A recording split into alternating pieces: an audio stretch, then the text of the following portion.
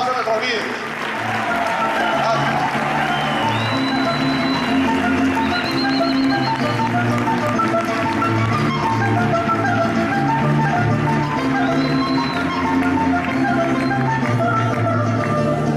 Vamos a agradecer a las personas que han apoyado para que esto salga del modo tan lucido que ha salido y que seguirá saliendo.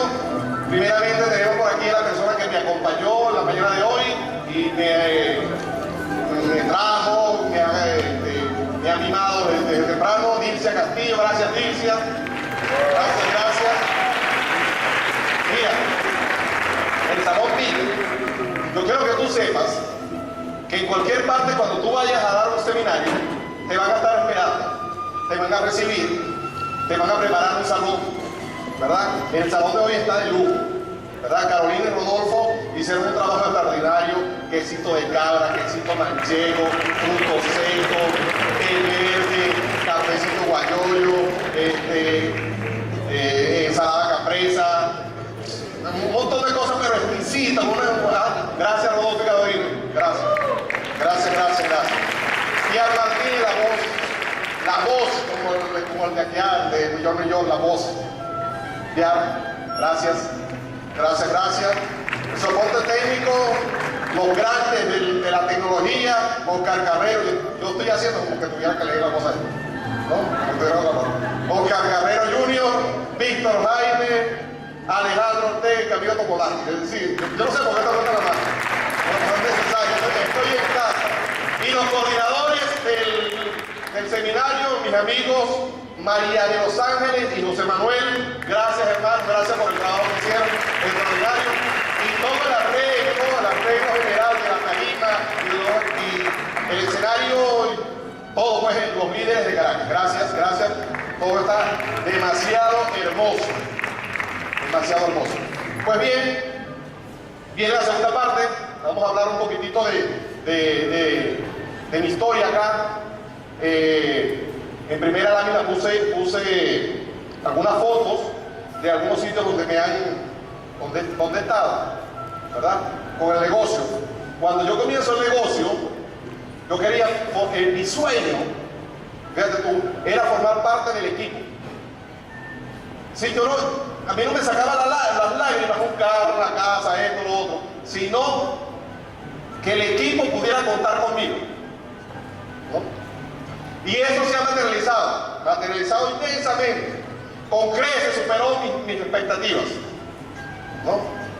Es algo impresionante. A mí me gustaba leer desde muy pequeñito y estar en la Real Academia de la Lengua, porque me invitaron a Madrid, que eso no tiene nombre.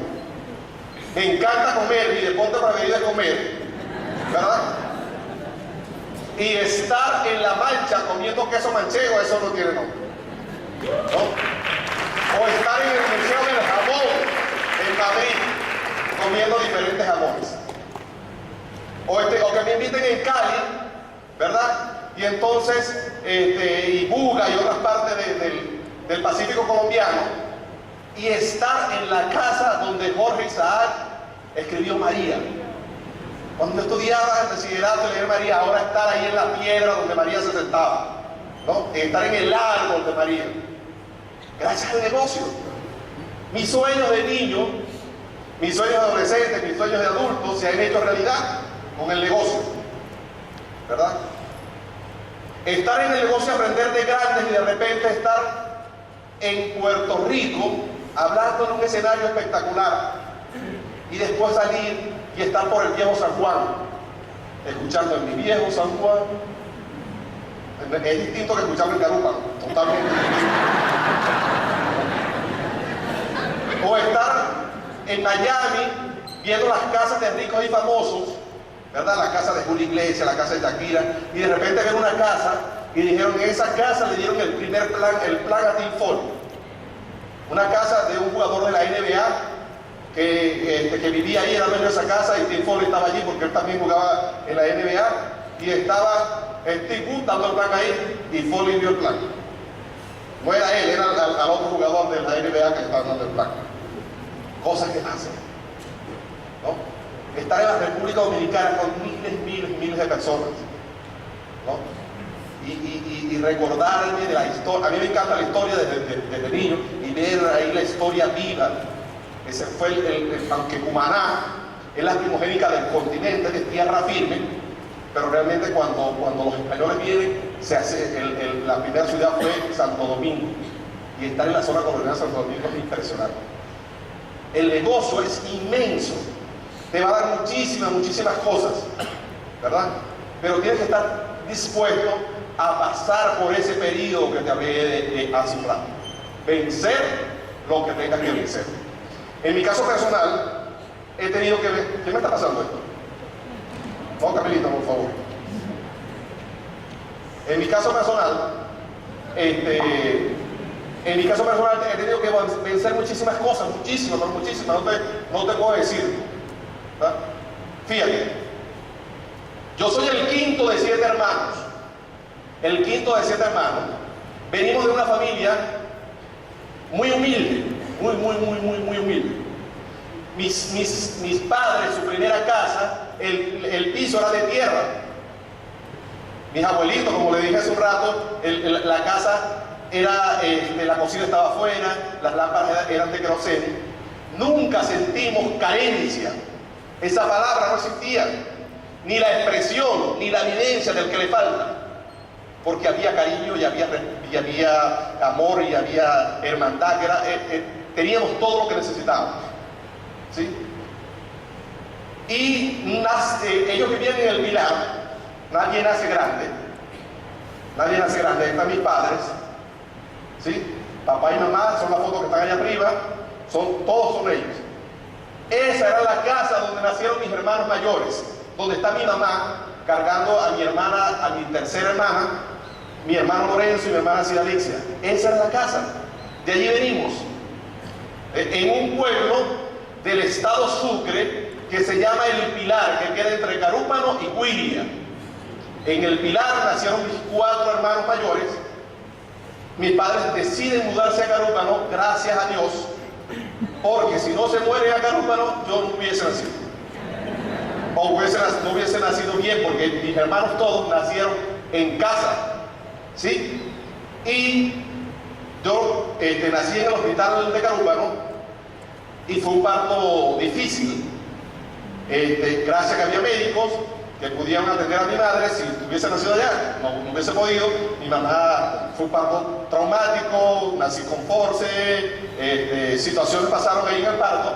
Mi mamá decía que ella podía tener 20 como los otros y no uno más como yo. No podía tener uno más como yo. Era intranquilo, era superactivo, pero superactivo desde que estaba en el vientre. Me cuenta que ella no podía dormir. La única forma que podía descansar era sentada, era lo máximo que le permitía. Pero era súper activo desde pequeñito. Tengo que contarle esto porque esto tiene que ver mucho con mi historia. El grado de actividad, gracias que Dios me puso los mejores padres del mundo. Ellos sacrificaron su vida. Tú sabes que las arañas, hay algunas arañas que ellas se dejan comer por sus hijos para que vivan. Así es mi madre. Han hecho todo para sus hijos y mi papá. Son unos superhéroes, ¿no? Son unos superhéroes.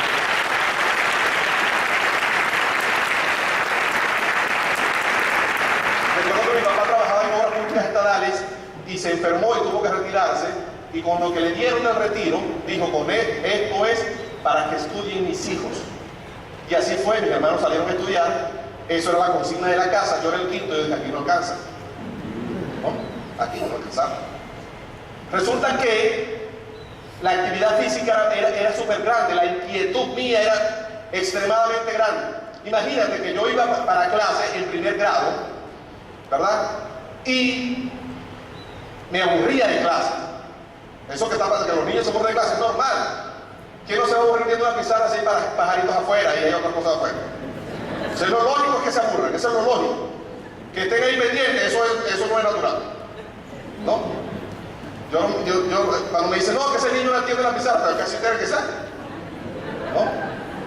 Entonces, cuando la maestra ya veía que todos estábamos en clase y empezaba a escribir, yo tiraba mis útiles escolares, mis cuadernos, mis libros, por la ventana, ¿no?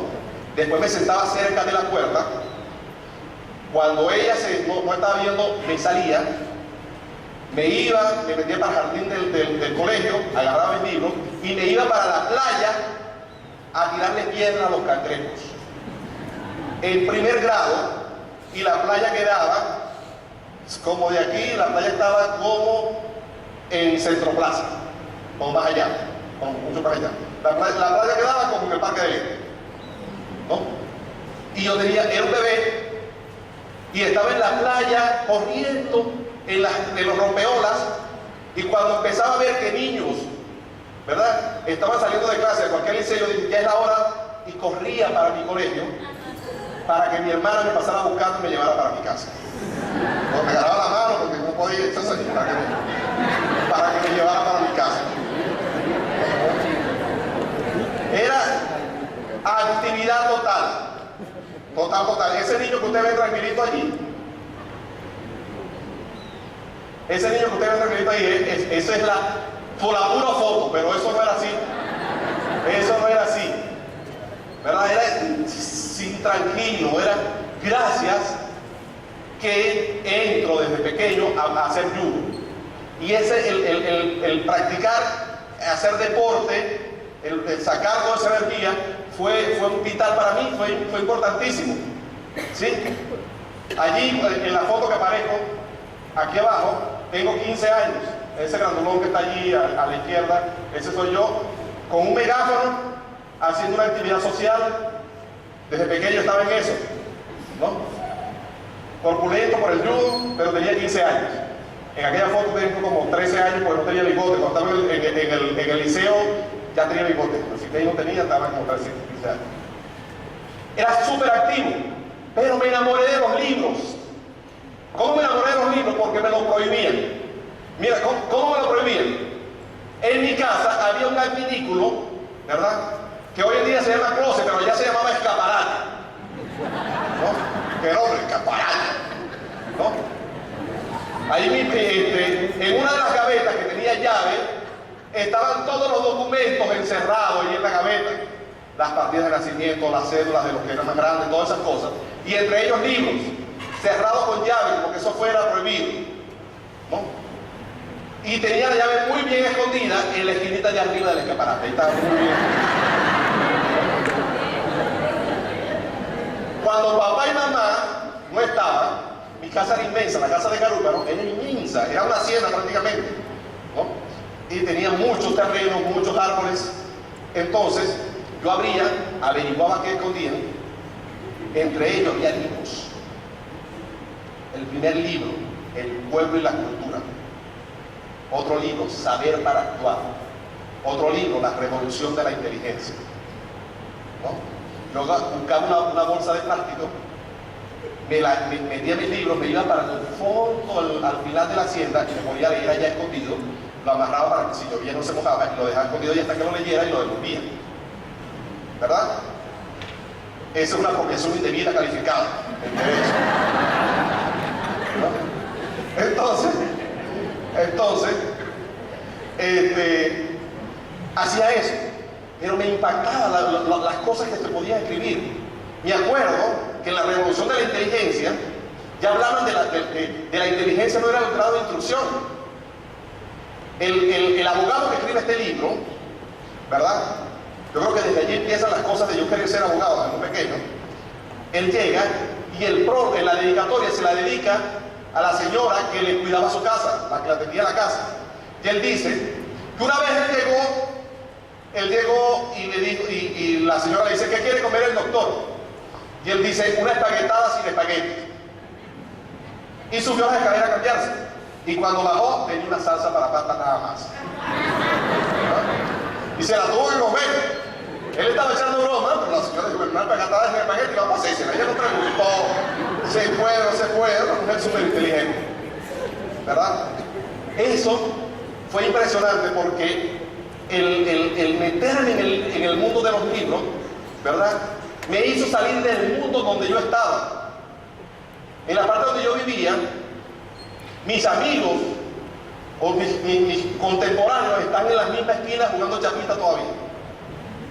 Si yo voy a Caramba, no me encuentro jugando chapita allí. Me dice, Orlando, dame algo ahí para tomarme algo. ¿Tú no lo vas? ¿No? Pero los libros me sacaron del medio ambiente. Los libros me llenaron. ¿Sí? Desde muy pequeño veía los escritores latinos, Gabriel García Márquez, todos sus libros, ¿verdad? Mario Vargas Llosa, pequeñito leyendo Pantaleón y la Visitadora, La Mala Hora, todos los libros de españoles como Federico García Lorca, libros de ingleses, libros rusos como Fedor Dostoyevsky, desde muy niño, y hacía deporte.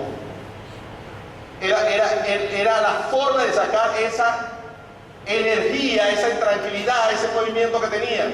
Gracias a eso, las aulas a mí me gustaba leer, me gustaba estudiar, pero no me gustaba estar sentado en una silla. Cuarto y quinto año lo pasé fuera de aula, porque era de la selección nacional de judo. Tuve la suerte de que un coreano tenía, y cómo suceden las cosas, a la hija que tenía una situación que necesitaba estar en un clima tropical. Él tuvo que venir de los cambiantes climas coreanos y venirse para el trópico, pero llegó a mi pueblo y fue mi sensei desde pequeñito. Me enseñó muchísimas cosas que después yo lo apliqué, que yo no entendí en principio, pero después me fueron muy útiles. Por ejemplo, hay un principio del judo que se llama Suki no Kokoro, que es el máximo resultado con el mínimo esfuerzo. Imagínate eso, principios de vida que lo utilizan en el arte marcial. Entonces estoy en la escuela naval, ¿verdad? Y sé los principios, ¿verdad? En la escuela, en las instituciones militares, en el toque de silencio tú te acuestas y no te paras hasta el toque de llano.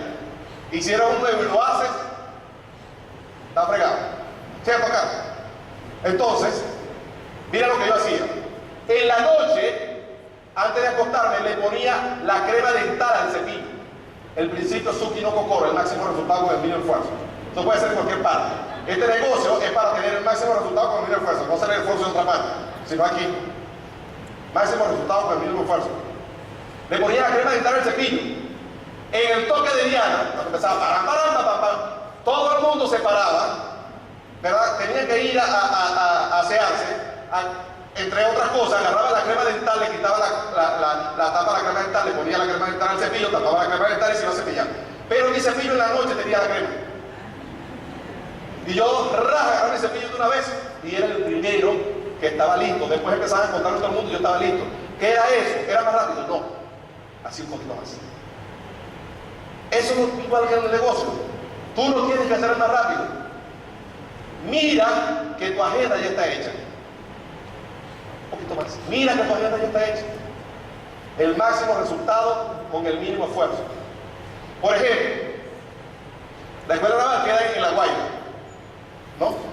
Entonces, los aviones cuando vienen, casi todos los aviones dan la vuelta por más. ¿Usted no se da cuenta? Entonces, yo me paraba en la madrugada, le ponía una media a la ducha, ¿sí? Le amarraba una media para que el agua no cayera duro, que rebotara en la media. Cuando venía un avión, abría la ducha, para que no se diera cuenta. La cerraba y me enjabonaba tranquilo. En la mañana todo el mundo contando, no, yo estaba enjabonando tranquilo, disfrutaba como que si estuviera muy en spa en una escuela de formación militar. Entonces me quedaba, cuando venía otro avión, lo abría para quitarme el jabón y lo cerraba. Ya la crema estaba puesta. Y yo me acostaba, tocaba en el toque de diana y yo estaba bañado. Lo que hacía era cepillarme.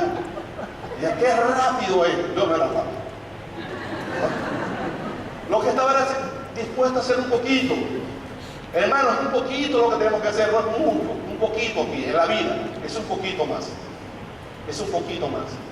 La diferencia de donde estamos y donde podemos estar es un poquito más. No crean que son grandes cosas, ¿no? Pues bien, el estar leyendo, estar en el mundo del pensamiento, de la cultura, del saber humano, me hizo entender que no me podía quedar en el pueblo donde yo estaba en aquel momento. ¿Por qué? Porque pensaba que podía ser, si me quedaba tenía que ser policía, pescador o agricultor. No está mal, pero los libros me enseñaron otras fronteras, ¿sí? Y cuando tenía 17 años, que salgo del bachillerato, saqué la cuenta, mis hermanos, lo que tenía mi papá para estudiar, eso no alcanza para mí. Tengo que irme. ¿Dónde me voy y cómo si no tengo plata? Mi mamá me dio para comprar pan. Yo salí de mi casa a los 17 años a comprar pan. ¿Sí? Entonces, estoy en la Plaza Colón de Carúpano, que es la plaza principal. Dice, yo me voy para el cuartel, ¿verdad? Fíjate una cosa, yo nací el 24 de julio, ¿verdad? El día del nacimiento de Bolívar, el día de la batalla naval del Lago y el día de la Armada. En Carúpano está el centro de adiestramiento de la Infantería de Marina, ¿no? Es el día de mi cumpleaños, yo pequeñito, pensaba que como yo cumplía años, tenía que haber desfile militar y todas esas cosas, y no haber clases, ¿no? Pero yo pensaba que hacía para todo el mundo, ¿no? Yo cumplía años de clase, si yo cumplo años de clase, ¿verdad? Pero además el desfile y todas esas cosas, entonces, además leyendo la historia, me hizo querer formar parte de esa, de la herencia que dejaron nuestros próceres y que yo decía que nosotros debíamos dejar a nuestros hijos, ¿no? Tenía que formar parte de eso. Quería estudiar Derecho y quería ser militar. El judo me permitía estudiar Derecho en la Santa María de Cabo. En aquel momento la Santa María estaba naciendo y yo no quería estudiar en la Santa María. Yo quería estudiar en la Central, ¿no? Pues yo decía, no, yo quiero estudiar en la Central. Pero presento exámenes en la Academia Militar de Venezuela, me presentan de una vez porque era judoka, Francisco Mundo, los que hacen judo saben quién es Francisco Mundo, conocía a Eduardo Arado. Eduardo Arado era cinturón negro, yo todavía no era negro. Quedo en la Academia Militar de Venezuela, pero también quedo en la Escuela Naval. Y me dice un tío que era del ejército, era el comandante de la tercera brigada de infantería del ejército. Me dice, Orlando, yo creo que es mejor que agarres la Armada, porque tiene formación intelectual más que el ejército. Tiene carreras de más grado académico, más estudios. Y yo me decido por la Armada. Pero salgo, antes de ello, buscar cómo salgo de ese pueblo. ¿Cómo salgo? ¿Cómo llego? ¿Qué hago? Agarro mis 20 bolívares y dije, me voy para el cuartel, me voy a prestar servicio militar y me voy para los cazadores, ¿no? Yo no sabía que era eso, porque yo sabía que corría dando botas de cara, como yo era así medio fuerte, pues, yo quiero eso, era muy fuerte desde pequeño. Me acuerdo que estaba en el campo con mis abuelos tomando coco y a veces me traía la mata de coco. Esa es fuerte, pero es una mata de coco, ¿no? Mis compañeros, mis amigos que jugaban futbolito, ¿verdad? Fútbol de cancha, cuando le tocaba jugar, muchas veces iban a jugar a la cárcel con los presos. Y cuando iban a jugar a los presos me buscaban para que yo fuera defensa. ¿Te imaginas el defensa con esos presos que eran presos? Entonces, y a veces controlarse con los presos, era muy fuerte, ¿verdad? Muy fuerte, con mucha habilidad deportiva. En el judo hay algo que se llama Senpo Kaikei Ukemi, que es saltar como obstáculo, ¿verdad? Y yo podía saltar 12 personas, ¿verdad? Salir corriendo, no sé si han visto la práctica de judo, no sale corriendo, las personas se ponen allí, le paso por encima, dan una vuelta y cae. Y me sentía que era Superman. En la escuela militar, cuando yo llego, yo tenía mucho entrenamiento físico. Total, me presento en el cuartel. Me presento y me dicen que no puedo ir. ¿Por qué? Porque tenía que ser mayor de edad. Dicen que no se puede. Entonces me fui a la plaza, otra vez a la plaza, y le escribo una nota a mis padres donde decía que me fui para el cuartel. Me dijeron que no, porque era menor de edad, y yo me fui a escribirle una nota que decía que me fui para el cuartel. Tú no tienes que aceptar los no de tu vida. ¿No? Es cuando yo me acuerdo de eso, siempre me acuerdo de la bailarina que quería presentarse en el ballet de Rusia. Y cuando la ley llegó y ella hace la audición, ¿verdad? Le dice el director que ella no servía para bailar. Y ella guardó su sueño. 10 años después llega el ballet, ella se presenta al director y le dice que su sueño más grande era bailar. Y él le dice, ¿por qué no lo hiciste? Porque usted me dijo que no podía bailar, que no servía para él. Y él le dice, eso se lo digo yo a todo el mundo, a todo que audita. Ella verá si cree ella que puede, pues no. Así es la vida. La vida muchas veces tú vas a pensar que no es, y muchas veces cuando estás cerca de lograr lo que quieres, y la vida te dice que no, y tú vas a ver si de verdad quieres o no. Entonces le hago la nota, se lo doy a un amigo. Yo estaba en un centro de cultura popular donde el más joven era yo, y todos tenían más de 30 años. Yo tenía desde los 14 años hasta los 17 que me fui. Y le voy a don Nicolás, trabajaba en el Consejo Municipal, en el tiempo se llamaba el Consejo Municipal de la Alcaldía, y le digo, Nicolás, cuando salga a trabajar, por favor, dale esta nota a papá. ¿Verdad? Entonces me voy para la policía, ¿verdad? Y cuando el carro de la policía estaba saliendo hacia Cumaná para llevarse a los conscriptos, ¿verdad? Yo me metí al frente. Se paró, me vieron el tamañote, ¿ustedes se acuerdan del tamaño? Ahí tenía 15. Y me botaron. Llegué a Cumaná, me rasparon el coco y ahí me quedé, ¿verdad? Resulta que era bachiller. Y llegan unos señores, ¿verdad? Y empiezan a hacer exámenes psicológicos, psicotécnicos, de conocimiento, a ver la estatura, a ver si tenía tatuaje, a ver si tenía situaciones fetales y esas cosas, y me quitan, me apartan de todos los que estaban ahí reclutados. Me ponen en una habitación para mí solo, ¿no? Llega mi papá y se va a Cumaná, a donde estaba uno de mis senseis, que era el que le daba combate cuerpo a cuerpo a los del ejército. Y ahí en Cumaná estaba el ejército, en Cumaná estaba la armada. Y le da combate cuerpo a cuerpo y le dice que le den una orden al del conscripto para que me suelte. Mi papá agarra la nota, habla con Rambler, que era otro de mis senseis. Rambler era el que daba combate cuerpo a cuerpo. Y entonces llega y se lo da, en vez de dárselo al jefe del conscripto, me lo da a mí. Y yo se lo devolví la primera vez que salí del juicio, ¿no? Total, que no sabía. Después de eso agarraron a 5 personas más y lo pusieron aparte y me traen a Caracas. No me fui para donde yo pensé que iba, que era para los cazadores, y me traen para la Guardia de Honor, ¿no? Llego a Caracas y allí hago un curso de seguridad presidencial y otro curso, y quedó el primero, por lo del judo, la actividad física, la habilidad intelectual y todas esas cosas, ¿verdad? Y entonces el comandante del batallón de seguridad, que era donde iba a quedar, me dice que qué quería hacer. Y yo le dije, quiero estudiar, ¿verdad? ¿Cómo? Sí, yo quiero estudiar. Y entonces me mandan a la escuela naval. Y yo llegaba uniformado a la escuela naval y en una caravana, en una de las patrullas de la caravana presidencial. Era impresionante, si alguien vio en algún momento, tiene un amigo que se acuerde que uno de los que estaban presentando la escuela naval llegaba así, ese era yo, ¿no?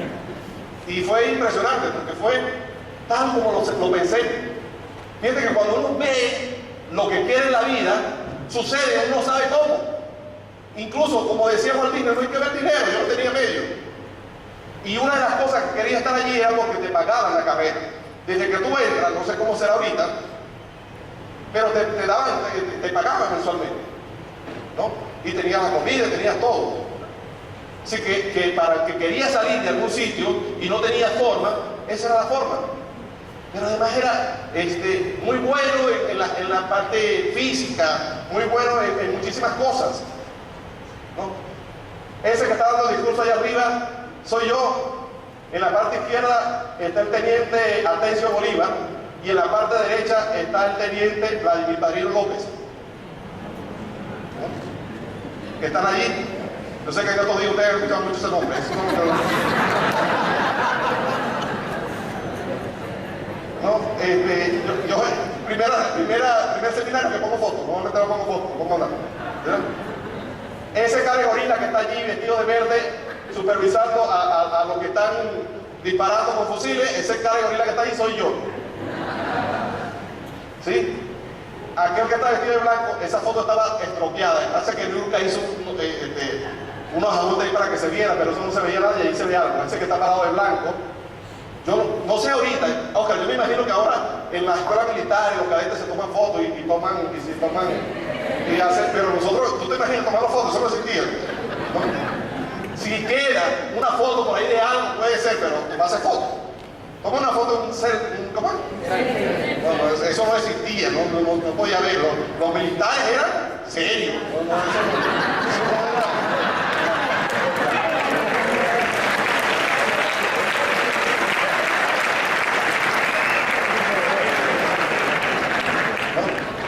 Y yo era súper serio. Hermanos, yo no me reía. Yo aprendí a reírme aquí. Entendía que era una virtud no reírse. Belmira me conoció a mí estudiando Derecho cuando no me reía. Si hay que cambiar, pero yo era súper serio. Yo estaba, no, era serio. Serio, de verdad, era súper serio. Además me creía. Sí, no puedes creer lo que yo me creí. ¿No? Era lo último. Mira, cuando yo me gradúo y me compro un Mustang, ¿no? Y llego a Carúpano, ¿no? Vestido de blanco, con lentes de aviador, lentes de... Y en un Mustang, bueno, tú te puedes imaginar, todo el mundo me puso de padrino, eso yo llego allá y bendición, porque todo el mundo, porque en un pueblo, aquí la gente, eso no es gran cosa, pero en los pueblos, ¿verdad? Que hay un militar, yo fui el primer abogado de la familia, el primer militar de la familia, no sé qué cosa, y eso era lo máximo, de lo máximo, de lo máximo. Además, yo amaba a mi familia, porque yo entré allí porque quería seguir la tradición. Fíjate, cuando me gradué primero y doy la palabra de la graduación académica y decía algo así: hoy, cuando un grupo de jóvenes hemos subido un peldaño más en la escalera de nuestras vidas, sentimos el sabor agridulce de abandonar la escuela e ir al encuentro de nuestros familiares. Sabor agridulce porque de cualquier forma aquí también está nuestro hogar, donde nos fueron enseñados los principios de disciplina, compañerismo, espíritu de cuerpo y responsabilidad, entre otras, elevando nuestra personalidad y convirtiéndonos en hombres dignos para el desempeño de cualquier oficio acorde con nuestro conocimiento y sobre todo convencidos de estar cumpliendo un deber para con nuestro país. Hoy nos encontramos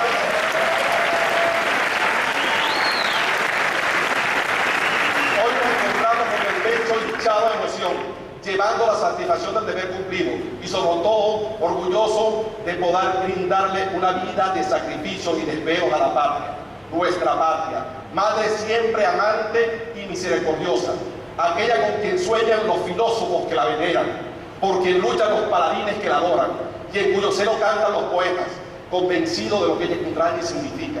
La patria de tal manera concebida y por lo mismo digna de las más altas glorificaciones de los hombres.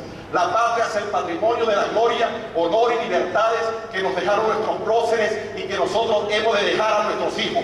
La patria es la tierra donde nacimos a la luz y es por ella que sentimos el palpitar fecundante de nuestra fuerza y energía, porque es en su regazo de madre donde queremos dormirnos en el eterno sueño.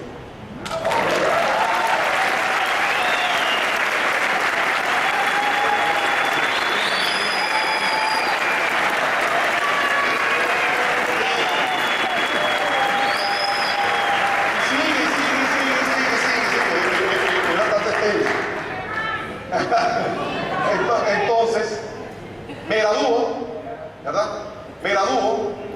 ¿verdad? Y los militares de carrera se gradúen y ya son comandantes, ¿verdad?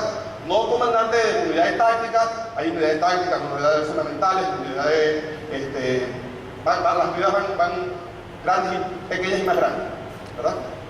Cuando me gradúo, soy comandante de un pelotón, lo primero que hago es a mi jefe inmediato pedirle permiso para estudiar.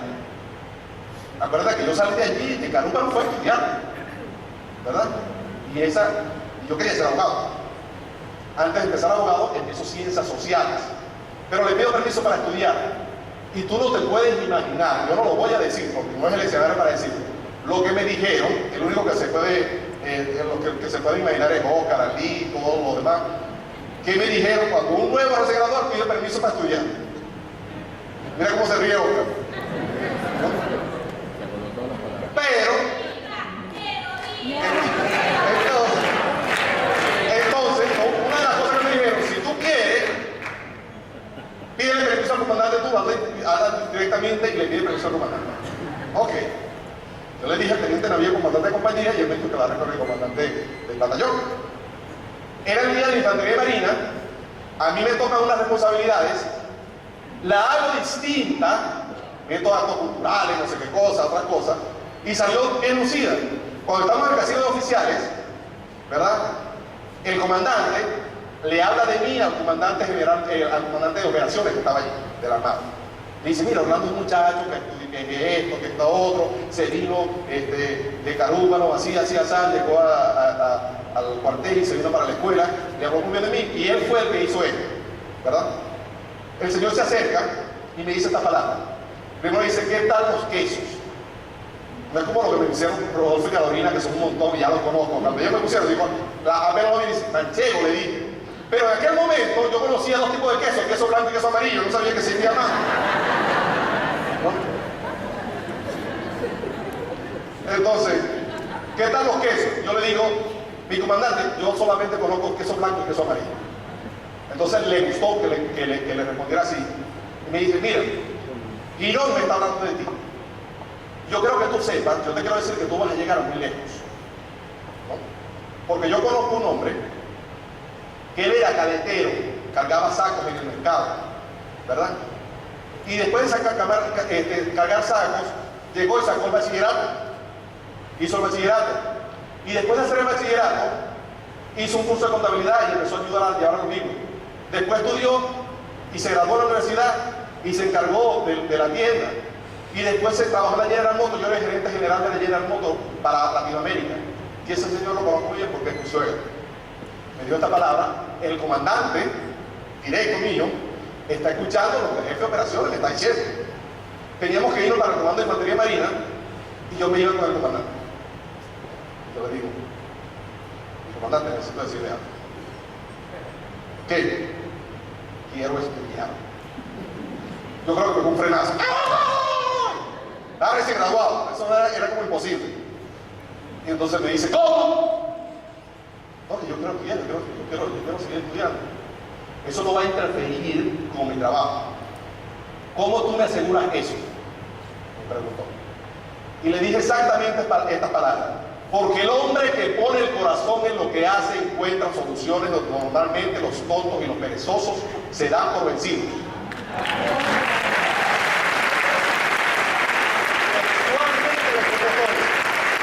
Y él me dice, ¿cómo? Yo se lo aseguro, porque el hombre que pone el corazón en lo que hace encuentra soluciones donde normalmente los tontos y los perezosos se dan por vencidos.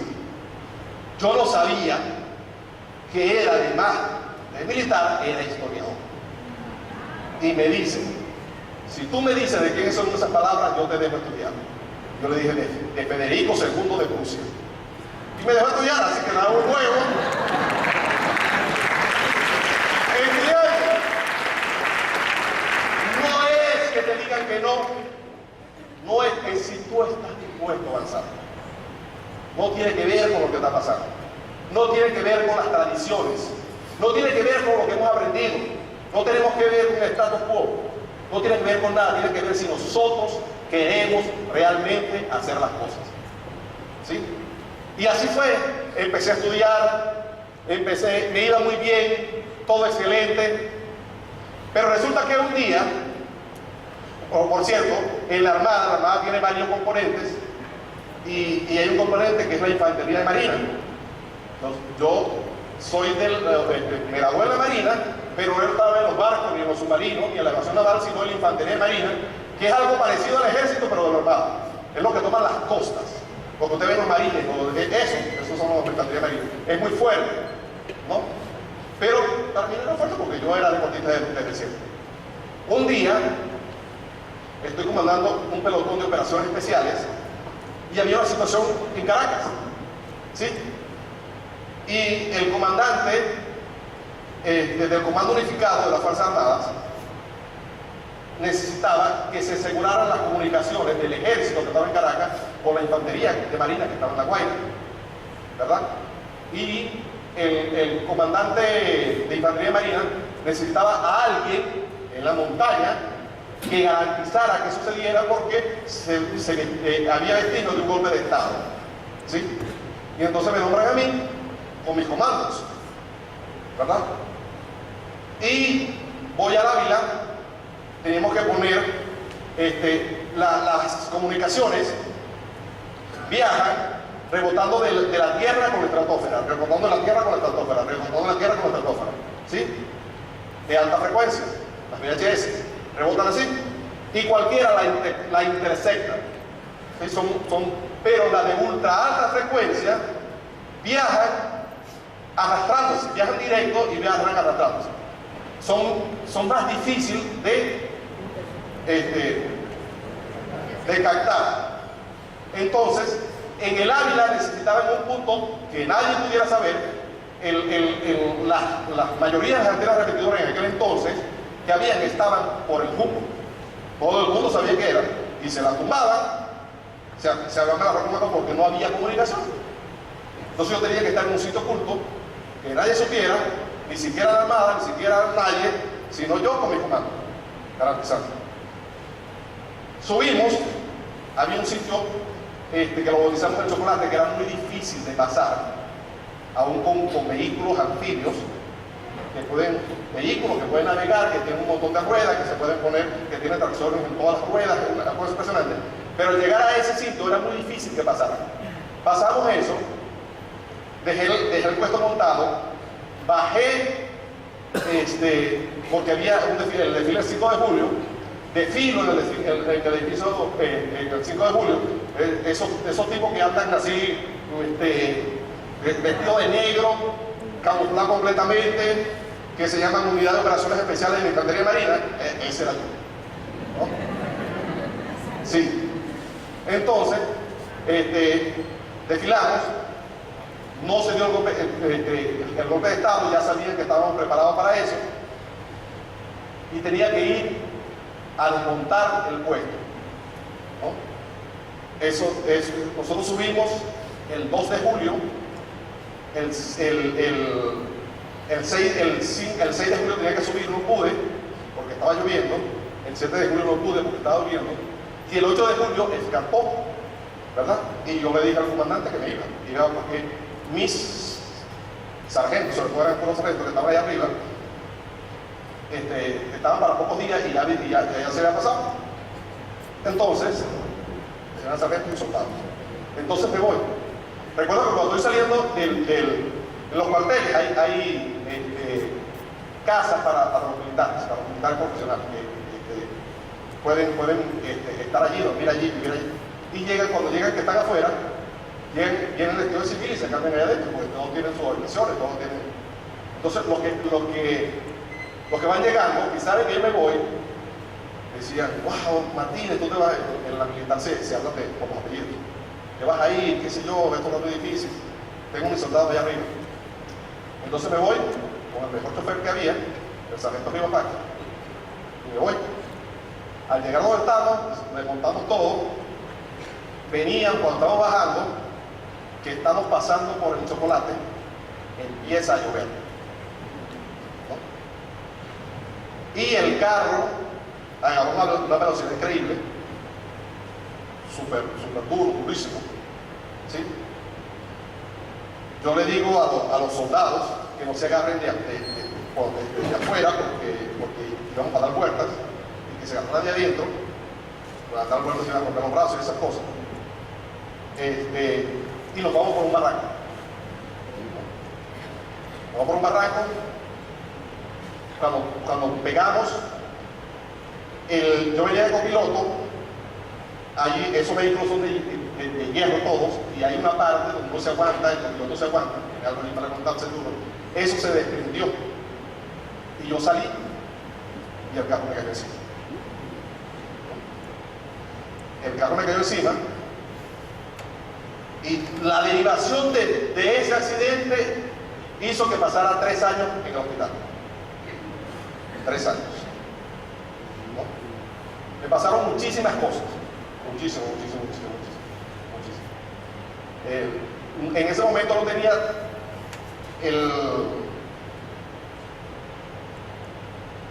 el conocimiento que tengo ahora. Y cuando yo pedí, dije, Dios mío, que no le pase nada a los soldados. Tenía que incluirme yo. ¿No? Y ellos sí tuvieron muchos golpes. A uno se le perdió un riñón, operaron, a otro, pero yo quedé allí por mucho tiempo. Por mucho tiempo me iban a amputar porque, por ejemplo, el chasis del vehículo me cayó en las piernas, ¿no? Y tuvo una fractura segmentaria conminuta, yo no sé qué cosa, chiquitico, se murió. El tejido blando se perdió, se necrosó. Mis huesos estaban expuestos, ¿no? Enseguida agarré infecciones muy fuertes que eran inmunes, eran resistentes a todos los medicamentos que había en ese entonces, y me ponían una y otras cosas. Golpes en la cabeza, me llevaban al psiquiatra para decir si no estaba bien o estaba mal, el psiquiatra iba, un montonón de cosas, un montón. No estoy aquí para contarle todo el expediente médico que ustedes pueden ir al hospital militar y buscar el expediente mío y lo ven ahí. ¿No? Primero no me llevaron al hospital militar. Primero, eso que dicen, ¿verdad? De lo que pasa, de que cuando uno, yo no sé si yo me morí o no. Lo que sé es que yo no sentí dolor. No sentí dolor hasta que escuché, mi teniente. Cuando yo escuché eso, sí fue el dolor más grande de mi vida. Primero no sentí nada, ¿verdad? Mandaron a buscar helicópteros en la Armada y mandaron a la Guardia Nacional, que estaba en Cotiza, a que me fuera a buscar. Yo le digo a Sánchez, que me sacara de allí. Era un dolor inmenso. Ellos llegan y me agarran, le quitan la silla al vehículo, me acuestan allí y me empiezan a sacar de allí donde estaba. Después agarran, total que me sacan y me traen hasta Cotiza, hasta el Hospital Vargas, ¿no? Llega al Hospital Vargas, me acuerdo que el policía no me dejaba entrar porque tenía la pistola en el pecho. En todo eso yo no soltaba la pistola. El policía, no, usted no puede pasar con un arma. ¿Ay, qué tú quieres? ¿Que te la haya a ti? Mis piernas estaban así, mis manos estaban así, yo estaba, pero con dolores horribles. ¿Tú sabes lo que es horrible? Horrible. Me pone medicamento, me pone lo otro y nada. El médico que está en emergencia me dice que me tiene que estirar los pies, las piernas, ¿verdad? Y yo le digo, tú me toques y te pego un tiro. No te creas que soy el que soy ahorita. Era fuerte, ¿no? Total, es que entran unos guardias nacionales, ¿verdad? Que no sé qué fueron a hacer, y yo le digo a los guardias que me paren una ambulancia cualquiera que sea y que me lleven para el hospital militar, porque no había rayos X en ese momento en el hospital Vargas, y entonces que me llevan al hospital militar. Los guardias paran una ambulancia, me llevan al hospital militar. Cuando llegan al hospital militar, encuentro un médico amigo y me dice, Martínez, te voy a poner a ver elefantes blancos y azules, ¿verdad? Y me puso a ver elefantes blancos y azules. ¿No? Total, es que yo lo estoy contando liviano, pero no era liviano. ¿No? Fue difícil, fue muy difícil pasar los días y los días y los días, y cada día que pasaba había menos esperanza. Cada día que pasaba había menos esperanza. ¿Sí? Por 2 años estuvieron intentando amputarme. Y si no me amputaban, las predicciones eran las peores. Por mucho tiempo me llevaban a anatomía patológica. ¿Tú sabes cuáles son los médicos que trabajan en anatomía patológica? ¿No? Mis dientes eran marrones. Se pusieron marrones oscuros. Perdí la capacidad respiratoria. La parte muscular perdí completamente. Moverme en la cama para mí era como correr un triatlón, un pentatlón. Era terrible. Por estar mucho, tú entiendes, Guido, ¿verdad? Estar demasiado tiempo, tú entiendes, fíjate. Estar demasiado tiempo inmóvil. ¿Sí? Inmóvil. Me hicieron muchas cosas, me hicieron trasplante de hueso, me hicieron trasplante de lodo, me hicieron muchísimas cosas, ¿verdad? Y una de las cosas buenas es que me hice amigo de todos los médicos. Ellos dicen, algunos de ellos, que hicimos el posgrado juntos, porque ellos entraban, por ejemplo, los de traumatología, entraban los 3 años, y no estaban hace 3 años ahí, entonces, no sé. Cuando veía nuevo, yo le decía, doctor, eso no es así. Y tú decirle a un médico que eso no es así, se molestaba. Y entonces iban y le decían al doctor, mira, hay un paciente que me dije eso no es así. ¿Quién es Orlando? Sí, eso no es así entonces.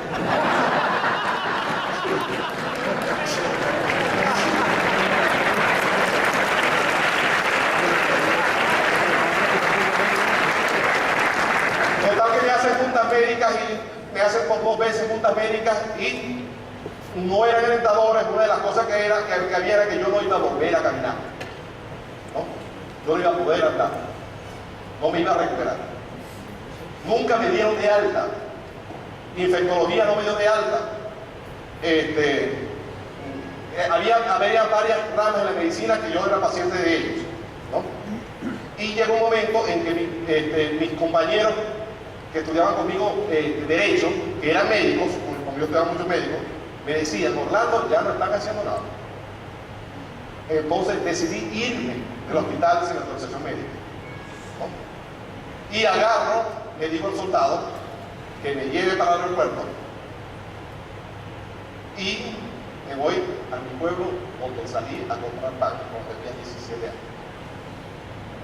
sin poder andar, con un miedo inmenso de la vida, porque la vida cambió grandemente mientras estaba allí. Andar en la calle, y cuando yo vi la calle era un pavor que sentía cuando salí. ¿Sí? Era inmenso. Yo me acuerdo que cuando ya era cotidiano estar allí, como que no había esperanza de que yo me recuperara, puse en una cartulina en la habitación, ¿verdad?, estas palabras. La leí en algún momento, me vinieron en algún momento, pero la esencia de la grandeza está en optar por la propia realización personal en la misma circunstancia en que otra persona opta por la locura. Era demasiado duro. Y podía volverme loco o podía optar por crecer. Y ahí empecé a escribir, ¿verdad? Escribí un libro. Ese libro me permitió estar en la Sociedad de Estudios del Futuro, que entre los primeros 21. El libro se llamaba Vigencia del Pensamiento de Bolívar, ¿no? Y concursé en algo que se llama Nacional para Nuevos Escritores. Participamos, los primeros 21 empezaron a formar parte de esto y empecé a hacer muchas cosas. Y salí y empecé, me fui para mi pueblo. La habitación mía, yo vivía al lado de un taller. Y llamé a Antonio, al muchachito que se quedó conmigo, y le dije, Antonio, yo necesito que le pongas barandas a mi habitación, yo necesito que pongas polillas en el techo. Yo estudié fisiología, estudié un montón de cosas, todos los libros, todas las cosas que podía para ver cómo se comportaba el cuerpo humano, porque yo sabía que podía echar adelante, aunque los médicos me decían que no. Porque yo sentía. Yo a veces me preguntaba, hablaba de la fe que dice el buen libro, la fe que uno lee, pero la fe sentida, la fe que uno cree, hasta sin saber qué fe, pero tú sabes, ¿verdad? Lo entendí en un libro donde un general estaba preso en un campo de concentración y cuando sale, él logra salir y casi todo el mundo se moría. ¿verdad? No aguantaba. Y el periodista le dice, ¿por qué usted pudo salir? Era que tenía fe, era que tenía buena actitud. No, la gente pensaba que iba a salir, pero llegaba diciembre y después perdía. Era que era optimista, no, porque los optimistas después se doblegaba. Y así le iba preguntando, y entonces, ¿qué tú crees que era? Y él decía, porque siento, sentía en mi corazón que a pesar de las situaciones horrorosas iba a prevalecer. Y lo agarré. Eso era lo que yo sentía. Yo sentía que al final iba a prevalecer. Y sentí en mi corazón que eso era. Yo dije, esa es la fe. La fe, sentir de verdad, sin dudas, aunque todos los que saben digan que no. ¿No? Te lo estoy contando liviano, pero era duro, era muy fuerte. Y salgo, mis padres lloraban al verme así. Acuérdate del muchacho activo, acuérdate del niño activo, todas esas cosas, ¿verdad? Yo comiendo y mi papá me decía que aceptara, que yo estaba sufriendo porque no aceptaba mi condición. Y papá, podemos hablar de otra cosa, pero no me vuelva a hablar de él. Te lo pido por favor. ¿No? Yo lo dormía, ya no quería que me asistieran porque me asistieron por mucho tiempo y yo me iba al baño gateando. Cuando tenía que hacer algo yo me iba gateando, aprendí a gatear otra vez. Todo lo hacía gateando y arrastrando, rampando como un reptil.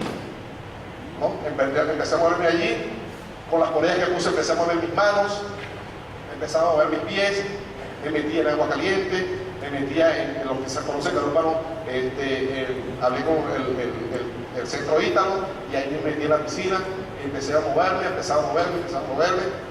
Después me fui al centro etnobotánico Chara Chacra del doctor Quechaba en Cumaná, me interné allí. ¿Lo conoce? Yo estuve en el Chara Chacra un tiempo con el doctor Quechaba me puso a tomar agua de mar primero y después otras cosas. Total es que se paró Orlando.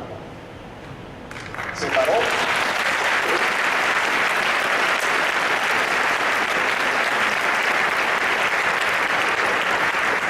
Y me vine otra vez con todo el miedo del mundo. Tú no te puedes imaginar el miedo que había en mi corazón. Pero había que hacer. No tenía que hasta ahí no se acababa mi vida. Me vine a Caracas, ¿verdad?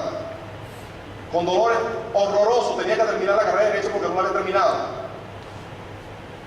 Todavía sentía dolores terribles, rudos.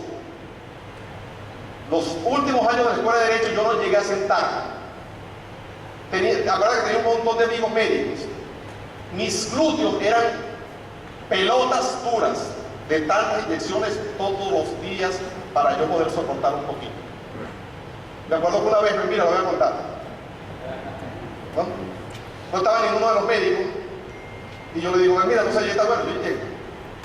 Me metí en un salón y mira, como era tanto lo que tenía allí, mira pone la inyección y sale ese chorro de sangre y mira se asustó todo. Mira, cuidado conmigo. Y me metí en la sala de profesores y me inyectaban. Me metí allí y me inyectaban. Era fuerte, los dolores. Había mucho traumatismo, ¿verdad? Muchísimo traumatismo, pero había pasado algo que no sabía. Llegó un doctor que viene de Houston a la clínica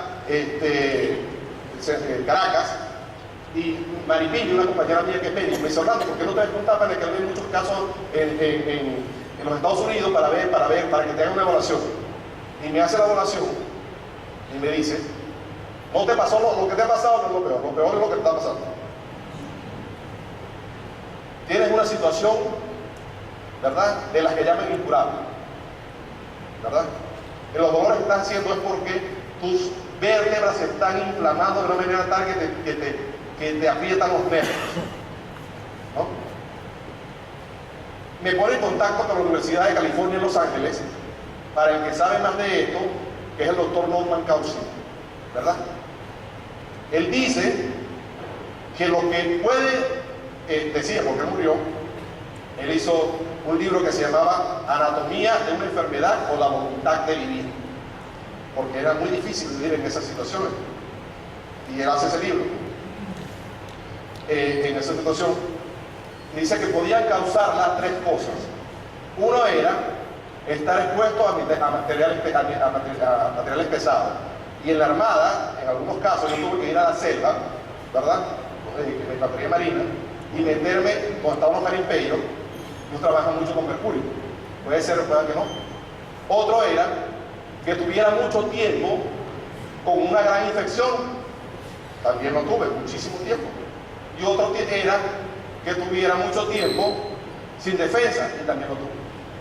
Total es que no había nada para eso y empiezan a poner medicamentos para cáncer. Me empiezan a poner unos supresores, me empiezan a poner esteroides, me empiezan a poner un montón de cosas y mi cuerpo se empieza a debilitar otra vez, ¿no? Empiezo a pasar un montón de cosas. Estando en el hospital, antes de irme, llega a mí un libro, ¿verdad? Un libro de Omandino que se llama El milagro más grande del mundo. Ese libro para mí fue espectacular, yo no me acuerdo cómo llegó, pero yo era el milagro más grande del mundo. Y tú eres el milagro más grande del mundo. Y cuando eso pasa, yo empiezo a buscar libros de este tipo, empiezo a buscar libros de este tipo, libros de este tipo, libros de este tipo, libros de este tipo, antes de entrar al negocio, ¿verdad? Resulta que un día me encuentro con un libro que se llama Secreto para el éxito y la felicidad, y Omandino me da el plan en ese libro, ¿verdad? Porque él dice ahí que se estaba muy contento porque lo invitaron a una convención de hambre. Yo he escuchado esto. Lo dice con otras frases, pero así como un escritor de su talla. Luego dice que le toca a las 4 de la mañana y le dice, aquí viene el señor O. Sí, bueno, yo soy bombero y como soy también empresario de ambos, leo sus libros. Los empresarios de ambos leen los libros de Omandino. Yo le toco la puerta a mi vecino, Kamal El Cadi, y le digo, Kamal, ¿alguna vez escuché que tú estabas haciendo un negocio? ¿Cómo se llama el negocio que tú estás haciendo? Me dice, Fábrica Flipper. No, otro negocio. No estoy haciendo cunas y cosas para niños. No, otro negocio. Algo que espérate y algo que se llama como amo. Eso fue en la noche, fue alrededor de las 11 de la noche. Yo soy nocturno, siempre me acuerdo tarde. Y entonces fue un problema para que él se levantara. Entonces ahí me dice, no, hablamos mañana. Yo le digo que no es mañana, que es ahora. Entonces me dice, no, sí, ese es un negocio, tú necesitas, hay un contrato, ¿tú tienes ese contrato? Sí. Nos firmamos allí, nos llenamos allí, me dio unos cassettes, llegué a la casa a escucharlo. Hermano, y por eso digo que cambié mi vida. En el momento que yo escuché los audios, dije, encontré el sitio donde yo quiero estar.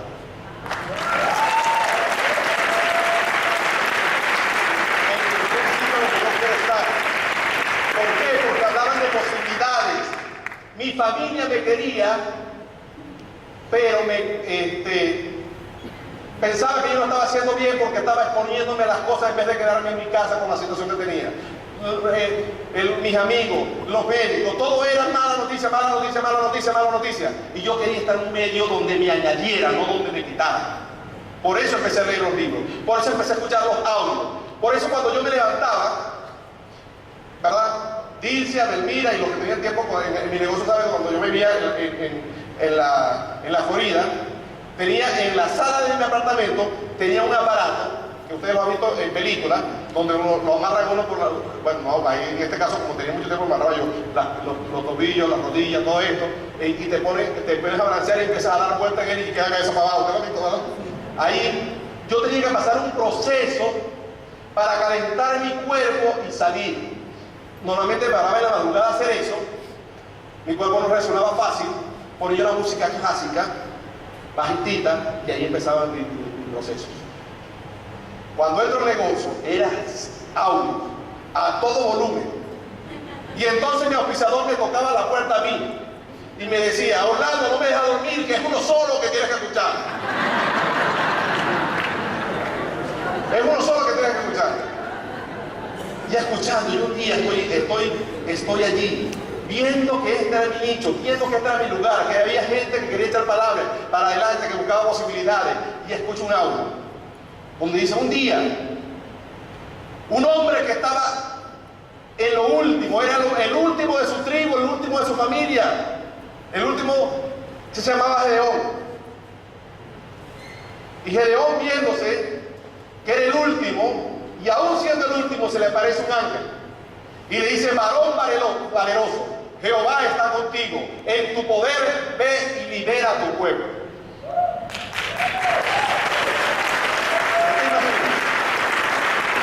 Varón valeroso, Jehová está contigo, en tu poder ve y libera a tu pueblo. Poder, autosuficiencia, ve acción. ¿no? Y este hombre, que se creía el último de los últimos de las tribus de Israel, fue el general israelita que con 300 hombres liberó a su pueblo en ese momento. Y este hombre decía: saca el campeón que está, deja que el campeón que está en tu corazón salga y pelee tus batallas. Eso era para mí, ¿no? Deja que el campeón que está en tu corazón salga y pelee tus batallas. Y tú dirás, eso fue en la Biblia. Pero una vez un capitán del ejército perdió un brazo, su carrera militar la perdió. Cuando se vio en el espejo de su vida, se vio escribiendo como terapia. Cuando él se vio en el espejo de su vida, se vio como un fracaso. Pero cuando Dios vio en su corazón, vio a Miguel de Cervantes Saavedra, el manco del Espanto, que a la vez 57 años escribió el Don Quijote de la Mancha, el segundo libro del mundo más leído después de la Biblia. Deja que el campeón que está en tu corazón salga y pelee tus batallas. Aquí yo quiero estar, con gente como esa yo quiero estar. Con gente como esa yo quiero estar. Y dice, y un día un hombre que perdió todo, bancarrota total, casi $4 millones en deuda. Cuando vio en el espejo de su vida, se vio como un fracaso. Pero cuando Dios vio en su corazón, vio a Mario y Betty decide: diamante de este negocio, deja que el campeón que está en tu corazón salga y pelee tu batalla. Déjalo, déjalo. Yo decía, yo quiero estar aquí, quiero ser amigo de esa gente. Y escuchaba a Luis Costa, y escuchaba a Iván Morales, hombre que su niñez fue tremenda, su situación de vida era deplorable, y entró aquí: puedo cambiar su vida y puedo hacer un paraíso después de salir de un infierno.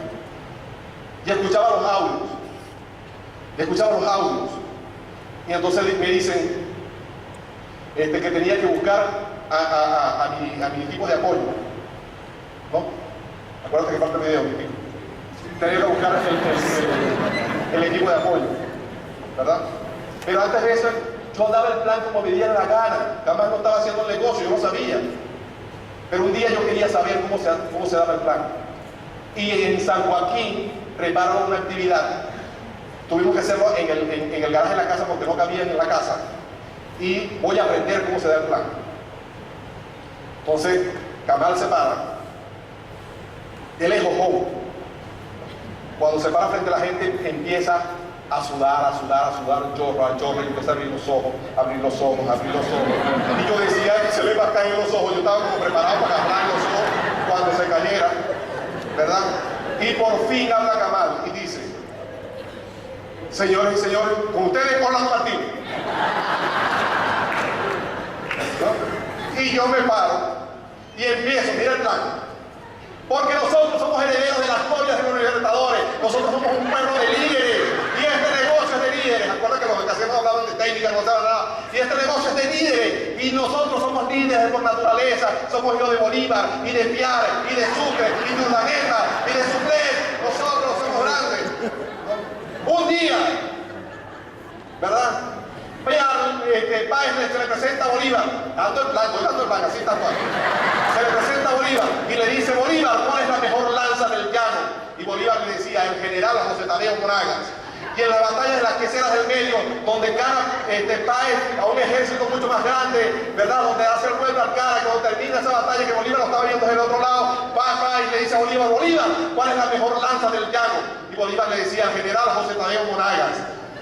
Y en la batalla de Carabobo, donde prácticamente la gana la primera división que la comandaba el señor general Páez, ¿verdad? Cuando termina la batalla, Páez se le presenta a Bolívar y le dice: Bolívar, ¿cuál es la mejor lanza del llano? Y Bolívar le decía al general José Tadeo Monagas. Y Páez le decía: entonces, ¿qué soy yo? Y Bolívar le decía: tú eres la mejor lanza del mundo. ¿Y en quién me entra en este negocio?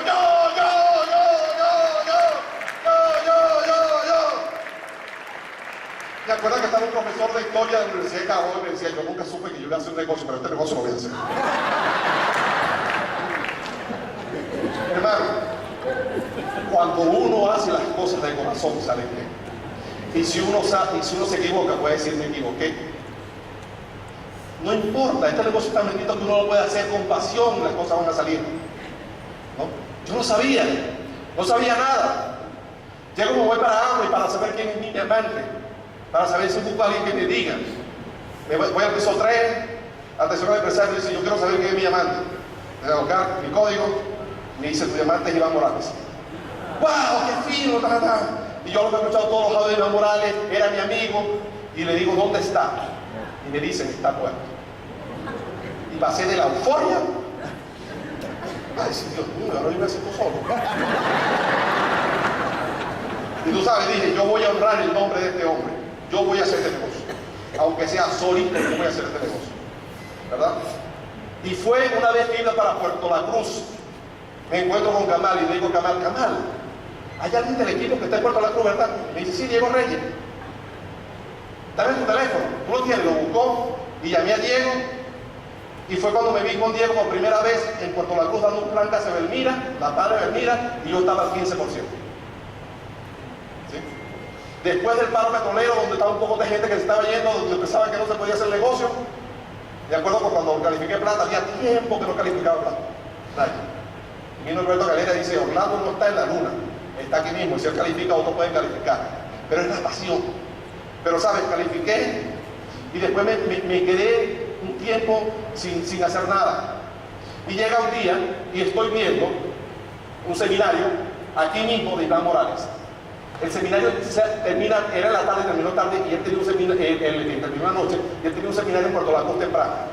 En ese seminario, él dice que no nos vamos a comer con los líderes, que se va directo a la habitación, pero me dice, te vas conmigo, ¿verdad? Él se estaba quedando en el hotel Chesterfield.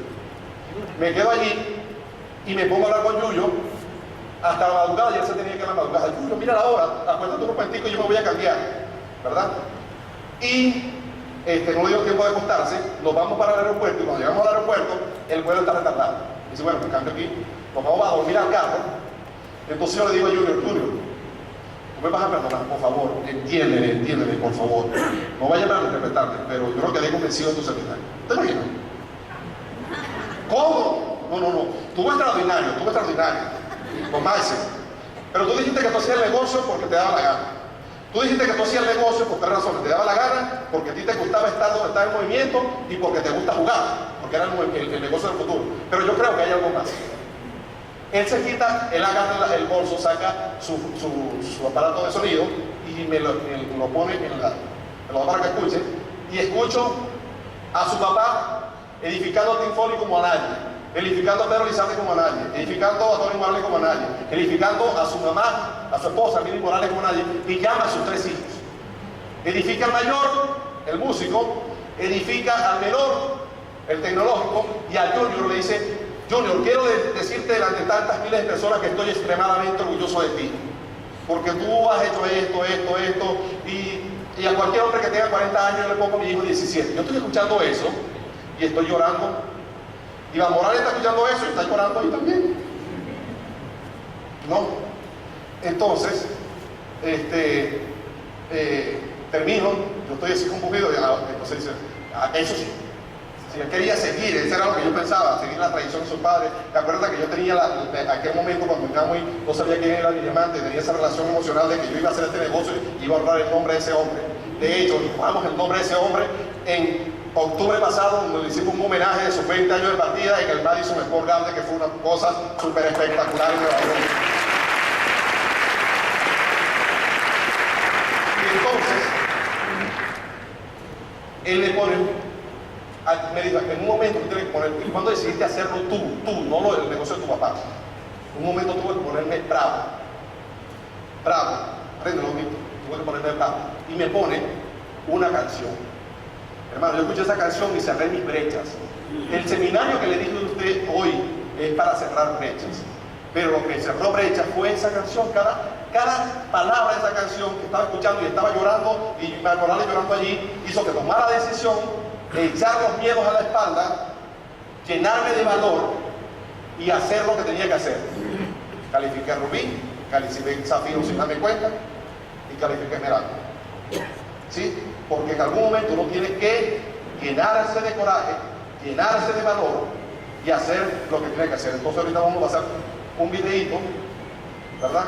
Para que quiero compartir con ustedes qué hizo, que me llenaba de valor, y fue cada una de las palabras. Odio las palabras que matan largo sueño, dale volumen. Tratando de hacerte creer que no lo lograrás. Y te hacen volver atrás. Esas palabras que hacen que te hacen creer que no lo vas a lograr, esa hay que eliminarla. Oigo la duda, porque hace que veas que es difícil aquello que en Dios podías alcanzar. La duda te hace que veas las cosas difíciles y te estanca en el mismo lugar. Oigo el mismo lugar.